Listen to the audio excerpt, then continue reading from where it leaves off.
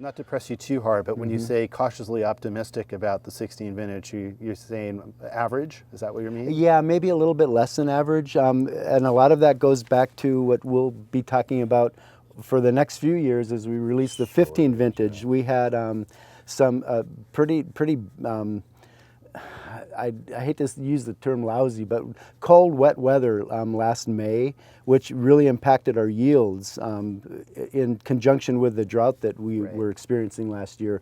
Well, that same cold, wet weather, mostly the cold, in May really impacted the bud fruitfulness on the basal buds of the vines for this year. So all of our spur pruned varieties, like that, which means olive Sonoma, Zinfandel, Carignan, Petit Syrah, and the basal buds of our cane pruned varieties here at Montebello don't have a lot of cluster primordia on them. So, so that there are 1 and 2 clusters starting to develop. They haven't. We're a couple weeks away from bloom now, but the second cluster, instead of having a wing on it, which would be a normal crop, it's got a little tendril on it. So it's like a half a cluster. So what happens for the layman, something that happened a year ago, last May, is now impacting this harvest? Yeah.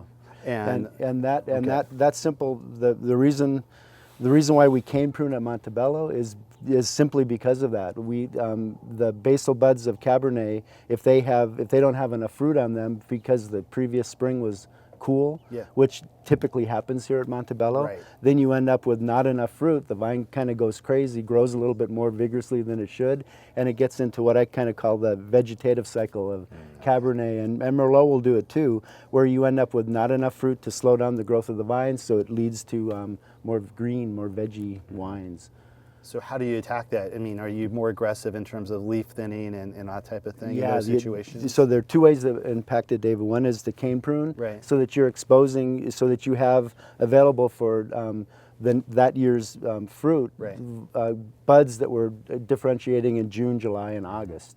And then the other thing is, yes, we do quite a bit of leafing on the sun side here at Montebello, more so than we do up in Sonoma, or and kind of like like you would see, when I was, in the mid '80s, when you'd go to Carneros and all you'd see were, a wall of Chardonnay in the on the cordon vines. We don't do that, but we're close. We're pretty aggressive in removing leaves around the clusters and laterals up until just past the cluster at Montebello. Okay.